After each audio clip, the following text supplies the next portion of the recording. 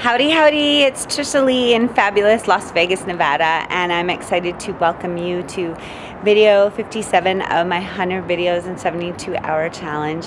And before I get back into my story, I just wanted to talk to you a little bit about faith and the role that it plays, not only in freeing yourself from a domestic violence situation, but also in recovering from the abuse that you've suffered. It's one thing to leave the abusive relationship, and it's completely another thing to be able to create a truly loving relationship in the future, because what happens is a lot of times we create a lot of baggage based on the abuse, and you carry that with you even if you've broken free from that abusive relationship.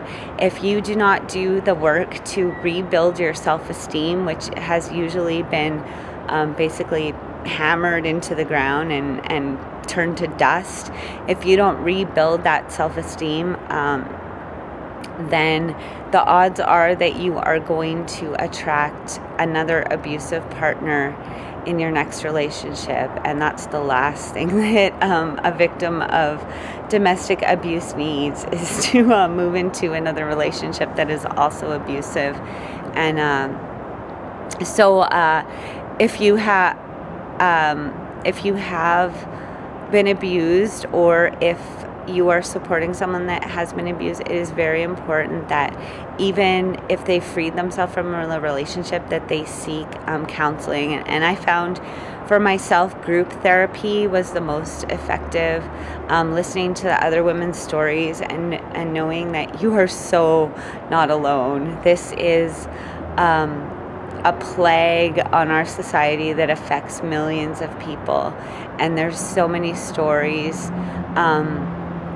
that are, you know, maybe less intense than the abuse you experienced, or more intense, but it all comes down to having some kind of faith.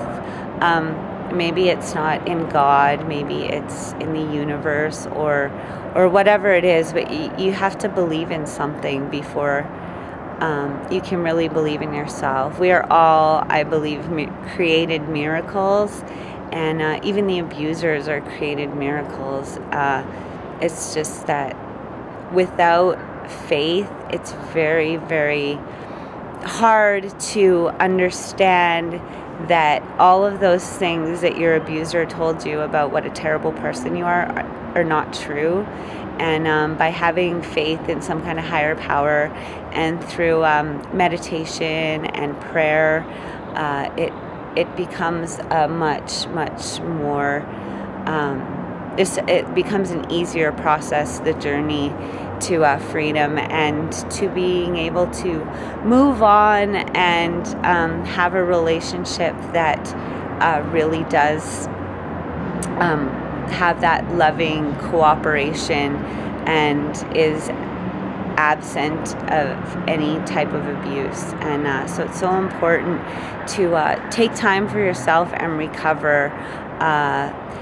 We tend to fear loneliness when we leave an abusive relationship, and faith can really go a long way to help you to cope with that loneliness that you might feel. And the group therapy is just amazing to be able to manifest much more positive relationships in the future. So I'm excited for the next video. Thank you. Stay tuned for that. And thank you so much for watching. Go out there and have an amazing day. And I want everybody watching to know that I'm a firm believer that in this life, absolutely anybody can be, do, and have anything they want, or we can have everything we want. And I choose everything, and I hope you will too, because you can. So ask me how.